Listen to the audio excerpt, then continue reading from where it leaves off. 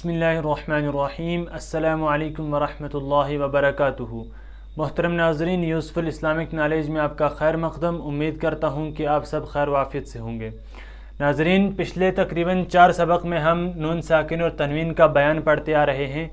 جو پہلا سبق تھا ان کا ہم نے پڑھا تھا، اس میں نون ساکن اور تنوین کا بیان۔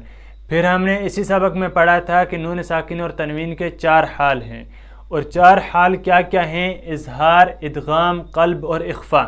تو ہم نے اس کے بعد جو دوسرا لیسن تھا، دوسرا سبق تھا، اس میں ہم نے اظہار پڑھا تھا۔ اظہار کی تعریف کیا ہے، اظہار کا کیا قاعدہ ہے۔ پھر ہم نے تیسرے سبق میں ادغام پڑھا تھا کہ ادغام کی تعریف کیا ہے، ادغام کا کیا قاعدہ ہے، اس کو کیسے ادا کریں۔ اس کے بعد ہم نے چوتھے سبق میں قلب پڑھا تھا کہ قلب کی کیا تعریف ہے، قلب کا قاعدہ کیا ہے۔ جو کل گزشتہ ہم نے جو سبق پڑھا ہے قلب، تو اس میں ہم نے پڑھا کہ قلب کی تعریف کیا ہے، قلب کا قاعدہ کیا ہے، اس کو کیسے ادا کریں گے۔ تو یہ تمام چیزیں ہم نے پڑھی۔ تو آج ہم کیا پڑھنے والے ہیں؟ آج ہم اس کا آخری جو چوتھا حال ہے وہ پڑھنے والے ہیں، وہ ہے اخفا کا۔ تو اگر آپ میں سے کسی نے وہ ویڈیوز نہیں دیکھے ہیں ان کے اظہار، ادغام، قلب وغیرہ کے، تو میں آئی بٹن جو شو ہو رہا ہے اس پہ میں لنک دے دوں گا، تو آپ اس پر کلک کریں اور جا کے پہلے وہ ویڈیو دیکھیں۔ تو ناظرین، آج ہم نون ساکن اور تنوین کا چوتھا حال پڑھنے والے ہیں، جو کہ ہے اخفا۔ تو چلیے ہم پہلے اس کو لکھ دیتے ہیں کہ نون ساکن اور تنوین کا جو چوتھا حال ہے وہ کیا ہے، وہ ہے اخفا۔ اخفا۔ تو ہم پہلے اس کی تعریف اور اس کے قاعدے مثالوں کے ساتھ لکھ دیتے ہیں، پھر ہم اچھے سے اس کو سمجھیں گے۔ تو ناظرین، ہم نے نون ساکن اور تنوین کا چوتھا حال جو ہے اخفا، اخفا کی تعریف اور اس کا قاعدہ لکھ لیا ہے۔ اب آپ اس کو اچھی طریقے سے سمجھیں اور اچھی طریقے سے ذہن نشین کریں کہ یہ اخفا کیا ہے، اس کی تعریف کیا ہے اور اس کا قاعدہ کیا ہے۔ دیکھیے، اخفا کی تعریف: نون ساکن اور تنوین کی آواز کو خیشوم میں لے جا کر اس طرح ادا کرنا کہ نہ ادغام بالغنہ کی آواز ہو اور نہ اظہار کی، بلکہ ان دونوں کے درمیان کی حالت ہو۔ کہتے ہیں اخفا جو ہے اس کی تعریف کیا ہے؟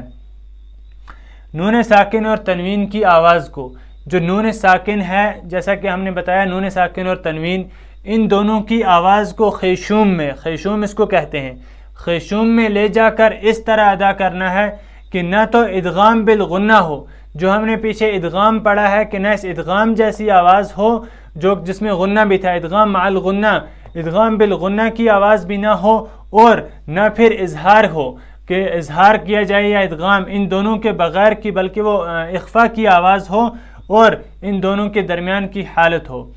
تو جو ہم اخفا کی تعریف میں ہم نے سمجھا کہ جو نون ساکن ہے، نون ساکن اور کیا ہے تنوین، 2 زبر 2 زیر 2 پیش، ان دونوں کی جو آواز ہے، اس آواز کو ہمیں جو خیشوم ہے اس میں لے جانا ہے۔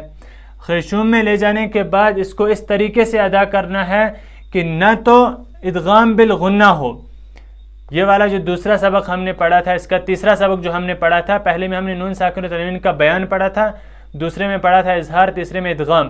تو جو ہمارا تیسرا سبق تھا اس کا ادغام والا، تو وہی کہتے ہیں کہ نہ اس میں ادغام بالغنہ ہو، کس میں؟ نون ساکن اور تنوین میں، اور نہ کیا ہو اس میں؟ نہ اظہار ہو۔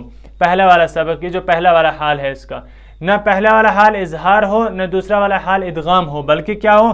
ان دونوں کی درمیانی حالت ہو، اور وہ کیا ہے؟ اخفا ہے۔ تو ایک اب اس کی مثال سے ہم سمجھیں گے، وہ آگے دیکھیں گے، ابھی فی الحال آپ تعریف سمجھیں۔ تو کہتے ہیں کہ تعریف: نون ساکن اور تنوین کی آواز کو خیشوم میں لے جا کر اس طرح ادا کرنا کہ نہ تو ادغام بالغنہ ہو اور نہ اظہار ہو، بلکہ ان دونوں کی درمیان کی حالت ہو۔ یہ ہوئی اس کی تعریف۔ اب آگے اخفا کا قاعدہ: نون ساکن اور تنوین کے بعد اگر حروف حلقی، یرملون اور با کے علاوہ کوئی حرف آئے تو اخفا ہوگا، جیسے ان کنتم قوما ظلموا۔ اب آپ دیکھیں، ہم نے اظہار میں پڑھا تھا تنوین یا نون ساکن کے بعد حروف حلقی آئیں، ادغام میں ہم نے پڑھا تنوین یا نون ساکن کے بعد حروف یرملون آئیں، اور قلب میں ہم نے پڑھا تنوین یا نون ساکن کے بعد با آئے۔ اور اخفا کیا ہے؟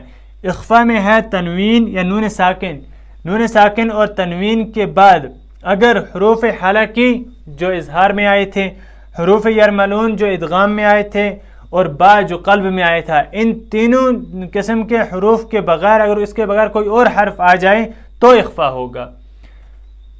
نون اخفا کا قاعدہ، نون ساکن اور تنوین کے بعد اگر حروف حلقی اور یرملون اور با کے علاوہ کوئی اور حرف آئے تو کیا ہوگا؟ اخفا ہوگا۔ جیسے ان کنتم، یہ نون ساکن ہے، نون ساکن کے بعد کاف آیا، نون ساکن کے بعد کاف آیا، اور کاف نہ حروف حلقی میں سے ہے، نہ یرملون میں سے ہے، اور نہ با میں سے ہے، یعنی با ہے، تو اس لیے یہ ان تینوں قسموں کے حروف سے الگ ہے، تو یہاں کیا ہوگا؟ اخفا ہوگا۔ اب اخفا کو پڑھیں گے کیسے؟ دیکھیں نون کو ہم کیسے ادا کریں گے۔ ان کنتم، تو ان جو ہم نے کیا، نہ اس میں اظہار ہوا نہ ادغام بالغنہ ہوا، بلکہ اس میں اخفا ہوا، ان دونوں کی درمیان کی حالت ہوئی۔ ان کنتم، یہ جو دوسرا نون ہے اس میں بھی اخفا ہوگا۔ اور یہاں پر آپ دیکھیں تنوین میں، یہ جو قومن میم دو زبر من والی تنوین ہے، اس میں کیسے ہم پڑھیں گے؟ تو آپ دیکھیں قومن میں بھی تنوین کے بعد کیا ہے؟ نہ حروف حلقی میں سے کوئی ہے، نہ یرملون میں سے، اور نہ با میں سے ہے، اسی لیے ہم اس کو کیسے پڑھیں گے؟ اخفا کے ساتھ۔ جیسے قوما ظلموا، قوما ظلموا، تو اس کا مطلب یہ ہوا کہ جو اخفا ہے، اخفا کی تعریف یہ ہے کہ نون ساکن اور تنوین کی آواز کو خیشوم میں لے جا کر اس طریقے سے ادا کرنا کہ نہ اظہار کی آواز نکلے، یعنی نہ اظہار کی طرح پڑھا جائے اور نہ ادغام بالغنہ کی آواز ہو، بلکہ ان دونوں کے درمیان کی حالت رہے۔ یہ ہے اخفا کی تعریف۔ اور اخفا کا قاعدہ کیا ہے کہ نون ساکن اور تنوین کے بعد اگر حروف حلقی، حروف یرملون اور با، ان تینوں قسم کے حروف میں سے کے بغیر کوئی اور حرف آئے گا تو کیا ہوگا؟ اخفا ہوگا۔ جیسے ان کنتم، اب نون ساکن ہے، اس کے بعد کاف ہے، تو یہ کاف ان تینوں قسم کے حروف سے باہر ہے، الگ ہے، ان کے بغیر اور کوئی حرف ہے تو یہاں پر اخفا ہوگا۔ اور اسی طرح قوما ظلموا میں بھی تنوین ہے، اور تنوین کے بعد وہ حرف ہے جو ان تمام میں سے نہیں ہے، تو ادھر بھی کیا ہوگا؟ اخفا ہوگا۔